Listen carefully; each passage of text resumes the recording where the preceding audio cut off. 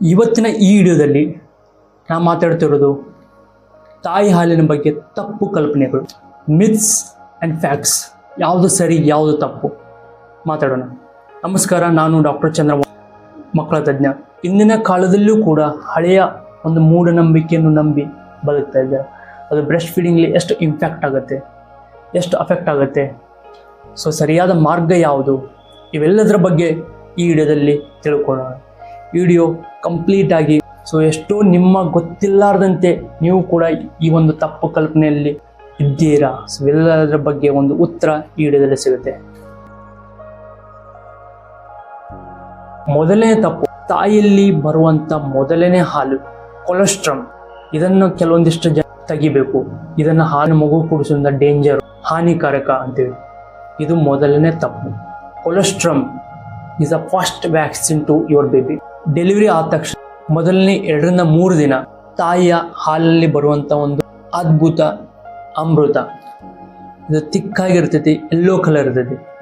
So ಇದರಲ್ಲಿ ಮಗುವಿಗೆ ಪೌಷ್ಟಿಕಾಂಶದ ಜೊತೆಯಾಗಿ ಪ್ರೋಟೀನ್ ಮತ್ತು ವ್ಯಾಕ್ಸಿನ್, ಆ್ಯಂಟಿಬಾಡೀಸ್, ಹಿಮ್ನೋಗ್ಲೋಬಿನ್ ಅಂತ ಅದ್ಭುತ ರೋಗ ನಿರೋಧಕ ಶಕ್ತಿ ಯಥೇಚ್ಛವಾಗಿರ್ತವೆ. ಇದು ಮಗುವಿನ ಬೆಳವಣಿಗೆ ಜೊತೆ ರೋಗ ನಿರೋಧಕ ಶಕ್ತಿಯನ್ನು ಜಾಸ್ತಿ ಮಾಡುತ್ತದೆ. ಸೊ ಹಾಗಾಗಿ ಈ ಒಂದು ಹಾಲಿನ ಒಂದು ಸಿಂಗಲ್ ಡ್ರಾಪ್ ಕೂಡ ವೇಸ್ಟ್ ಆಗದಂತೆ ಮಗುವಿಗೆ ಕೊಡೋದು ಬಹಳ ಬಹಳ ಉತ್ತಮ.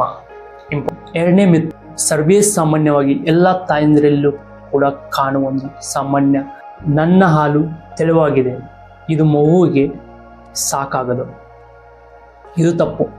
ಹಾಲಿನ ಬಗ್ಗೆ ಮಾತಾಡೋದಾದರೆ ಮೊದಲನೇ 2 ರಿಂದ 3 ದಿವಸ ಕೊಲೆಸ್ಟ್ರಾಲ್ ಇರೋದ್ರಿಂದ, ಬಟ್ ಆಮೇಲೆ 1 ವಾರ ನಂತರ ಮಗು ತಾಯಿ ಹಾಲು ಕ್ರಮೇಣವಾಗಿ ತೆಳುವಾಗುತ್ತದೆ. ಮಗುವಿಗೆ ಬೇಕಾಗುವಂಥ ಎಲ್ಲ ನ್ಯೂಟ್ರಿಷನ್ಸ್, ಪೌಷ್ಟಿಕಾಂಶಾಹಾರ ಹಾಲಿನಲ್ಲಿ ಇರೋದ್ರಿಂದ ಇದನ್ನು ಕೊಡಲೇಬೇಕು. ಸೊ ತಾಯಿಯಲ್ಲಿ 2 ಭಾಗ ಇರ್ತದೆ. ಮೊದಲನೇ ಭಾಗ ನೀರಿನಂತೆ ಎದ್ದು, ಎರಡನೇ ಭಾಗ ಅಥವಾ ಕೊನೆಯ ಭಾಗ ಫ್ಯಾಟ್ಸ್ ಆ್ಯಂಡ್ ಪ್ರೋಟೀನ್ಸ್ ರಿಚ್ ಇರೋದ್ರಿಂದ ಇದು ಮಗುವಿನ ತೂಕ ಮತ್ತು ಬೆಳವಣಿಗೆ ಸಹಾಯಕವಾಗುತ್ತೆ. ಮೂರನೇ ಮಿತ್, ತಾಯಿ ಹಾಲು ಮಗುವಿಗೆ ಸಫಿಷಿಯೆಂಟಾ ಇಲ್ವಾ ಅನ್ನೋದಕ್ಕೆ 6 ರಿಂದ 8 ಬಾರಿ ಯೂರಿನ್ ಪಾಸ್ ಮಾಡ್ತಾ ಇದೆಯಾ, ಹಾಲು ಕುಡಿದ ತಕ್ಷಣ ಮಲ್ಕೊತಿದೆಯಾ, ನಿಮ್ಮ ಮಗುವಿನ ತೂಕ ಕ್ರಮೇಣವಾಗಿ ಬೆಳೀತಾ ಇದೆಯಾ. ಆನ್ಸರ್ ಸರಿ ಇದ್ದರೆ ನೀವು ಬೇರೆ ಹಾಲನ್ನು ಕೊಡುವ ಅವಶ್ಯಕತೆ ಬೇಕಾಗಿಲ್ಲ. ನಿಮ್ಮ ಮಗುವಿಗೆ ಸಂಪೂರ್ಣವಾಗಿ ಸಿಕ್ಕಿದೆ, ಅದರ ಬೆಳವಣಿಗೆ ಆಗ್ತಾಯಿದೆ.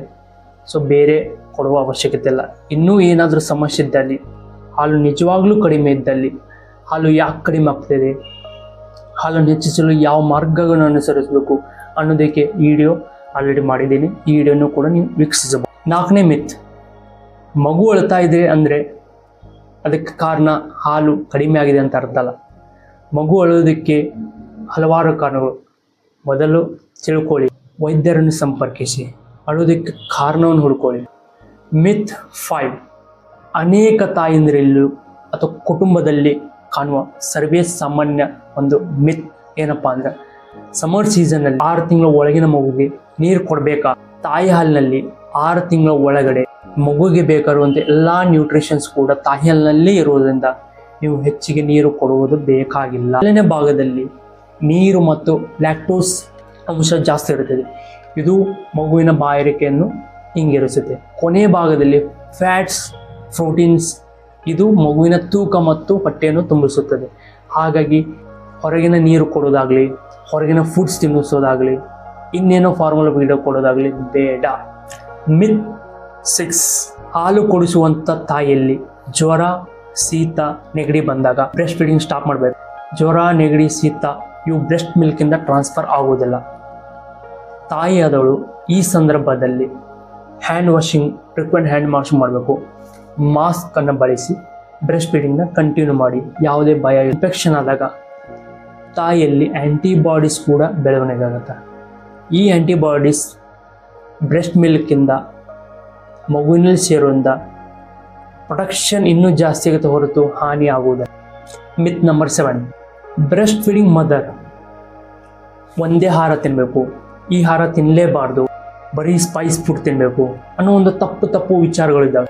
ಇಲ್ಲಿ ತಿಳ್ಕೊಳ್ಳಿ, ಎಲ್ಲ ತಾಯಂದಿರಿಗೂ, ಎಲ್ಲ ಪೇರೆಂಟ್ಸ್, ಎಲ್ಲ ಕುಟುಂಬದ ಸದಸ್ಯರಿಗೂ ಈ ಒಂದು ಉತ್ತರ ಏನಪ್ಪ ಅಂದ್ರೆ, ತಾಯಿಯಾದವಳು ಈಗ ಬರೀ ದೇಹಕ್ಕೆ ಮಾತ್ರ ನ್ಯೂಟ್ರಿಷನ್ ಅಲ್ಲ, ಮಗುವಿಗೂ ಕೂಡ ನ್ಯೂಟ್ರಿಷನ್ ಕೊಡಬೇಕು. ಹಾಗಾಗಿ ತಾಯಿ ಯೂಶ್ವಲಿ ತಿನ್ನೋದಕ್ಕಿಂತ 300-500 ಕ್ಯಾಲರಿ ಜಾಸ್ತಿ ತಿನ್ನಬೇಕಾಗುತ್ತೆ.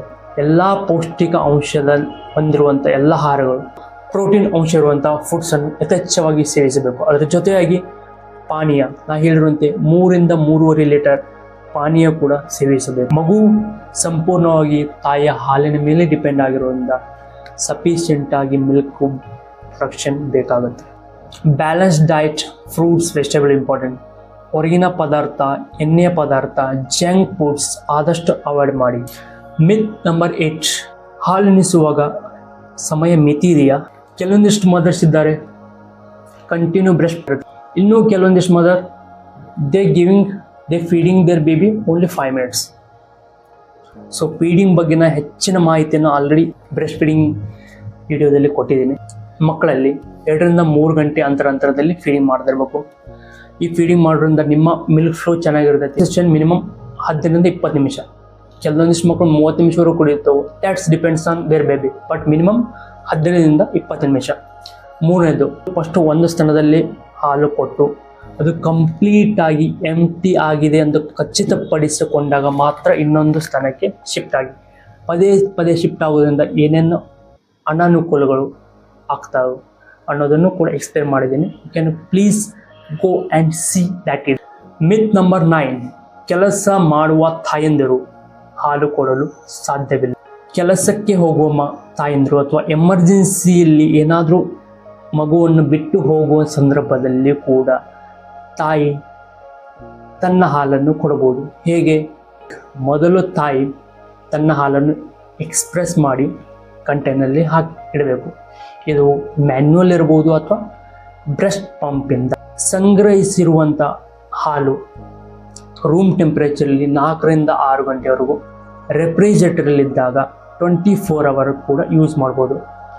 ಸೊ ಯಾವಾಗ ಬೇಕಾದಾಗ ಅವಾಗ ಮಗುಗೆ 2-3 ಗಂಟೆ ಅಂತರದಲ್ಲಿ ಸ್ಟೋರ್ ಮಾಡಿರುವಂಥ ಹಾಲನ್ನು ಕುಡಿಸಬಹುದು. ಕಟೋರಿ ಸ್ಪೂನಿಂದ ಮಗುವಿಗೆ ಕುಡಿಸಿ, ಬಾಟಲ್ ಫೀಡಿಂದ ಬೇಡ.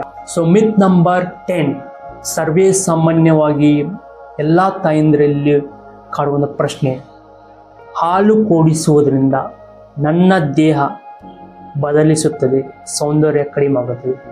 This is the most common and what. ಹಾಲು ಕುಡಿಸೋದ್ರಿಂದ ಮಗುಗೆ ನೀವು ಪಡೆದಿರುವಂಥ ತೂಕ ಕೂಡ ಕಡಿಮೆ ಆಗುತ್ತೆ ಹೊರತು ನಿಮ್ಮ ದೇಹ ರಕ್ಷಣೆ ಕೆಡೋದಿಲ್ಲ. ತಾಯಿ ಹಾಲಿನ ಉಪಯೋಗಗಳು ಮಗುಗೆ ಎಷ್ಟು ಉಪಯೋಗನೋ ಅಷ್ಟೇ ತಾಯಿಗೂ ಕೂಡ ಉಪಯೋಗ ಜಾಸ್ತಿ ಇದೆ. ಸೊ ಹಾಲು ಕುಡಿಸೋದ್ರಿಂದ ಯಾವುದೇ ಸೌಂದರ್ಯ ಕೆಡುವುದಿಲ್ಲ. ಸೊ ಬ್ರೆಸ್ಟ್ ಫೀಡಿಂಗ್ ಮಾಡೋದ್ರಿಂದ ತಾಯಿಯಲ್ಲಿ ವೆರಿ ಇಂಪಾರ್ಟೆಂಟ್ ಬ್ರೆಸ್ಟ್ ಕ್ಯಾನ್ಸರ್ ಮತ್ತು ಓರಿನ್ ಕ್ಯಾನ್ಸರ್ನಂಥ ರೋಗ ರಿಸ್ಕ್ ಕೂಡ ಕಡಿಮೆ ಆಗುತ್ತೆ. ಎಲ್ಲದ್ರಿಗೂ ನಾನು ರಿಕ್ವೆಸ್ಟ್ ಮಾಡ್ಕೊಂಡು ಹೇಳೋದು ಇಷ್ಟೇಪ್ಪ ಅಂದ್ರೆ, ಹುಟ್ಟಿರುವಂಥ ಮಗುಗೆ ಒಂದು ಜಗತ್ತಲ್ಲಿ ಅಂದರೆ ಪ್ರಕೃತಿಯಲ್ಲಿ ಒಂದು ಅದ್ಭುತವಾದ ಉಡುಗೊರೆ ಅಮೃತ ಅಂದರೆ ತಾಯಿ ಹಾಲು. ತಾಯಿ ಹಾಲಿನ ಕಂಪೇರ್ ಮಾಡಿದರೆ ಈ ಜಗತ್ತಲ್ಲಿ ಯಾವುದೇ ಪರಿಹಾರ ಇಲ್ಲ. ತಾಯಿ ತನ್ನ ಮಗುಗೆ ತನ್ನದೇ ಹಾಲನ್ನು ಕೊಡಿ, ಇದರಿಂದ ಮಗು ಕೂಡ ರಕ್ಷಣೆ ಆಗಿರ್ತೈತೆ, ನೀವು ಕೂಡ ನೆಮ್ಮದಿ. ಹಾಗಾಗಿ ತಾಯಿಯ ಬಗ್ಗೆ ಹಲವಾರು ತಪ್ಪು ಮಾಹಿತಿಗಳು ಇದ್ದಾವೆ. ಇವೆಲ್ಲದರ ನಿಮ್ಮಲ್ಲಿದ್ದರೆ ಪ್ಲೀಸ್ ಚೇಂಜ್ ಇಟ್. ಈ ವಿಡಿಯೋನ ಆದಷ್ಟು ಶೇರ್ ಮಾಡಿ. ಎಲ್ಲೋ ತಪ್ಪು ಮಾಹಿತಿಗಳು ಇದ್ದೇ ಇರ್ತವೆ ಫ್ಯಾಮಿಲಿಯಲ್ಲಿ. ಸೊ ಇವೆಲ್ಲ ಈ ವಿಡಿಯೋದಿಂದ ನೋಡೋದ್ರಿಂದ ಅವರ ತಪ್ಪು ಮಾಹಿತಿಗಳು ಸರಿಪಡಿಸ್ಕೋಬಹುದು. ಇದೇ ರೀತಿ ಇನ್ನೂ ಕೆಲವೊಂದಿಷ್ಟು ವಿಡಿಯೋ ಬೇಕಾದಲ್ಲಿ, ಸೊ ಇನ್ನೂ ನಿಮಗೇನಾದರೂ ಕ್ವೆರಿ, ಡೌಟ್ಸ್ ಅಥವಾ ಇನ್ನೇನಾದರೂ ಹೊಸ ವಿಚಾರ ಬಗ್ಗೆ ಮಾತಾಡೋದಾದರೆ ಕಮೆಂಟ್ಸ್ ಬಾಕ್ಸಲ್ಲಿ ಕಮೆಂಟ್ ಮಾಡಿ. ನಾನು ನಿಮ್ಮೊಂದಿಗೆ ಇದ್ದೇನೆ, ಡಾಕ್ಟರ್ ಚಂದ್ರಮೋಹನ್. ಧನ್ಯವಾದಗಳು. Thank you.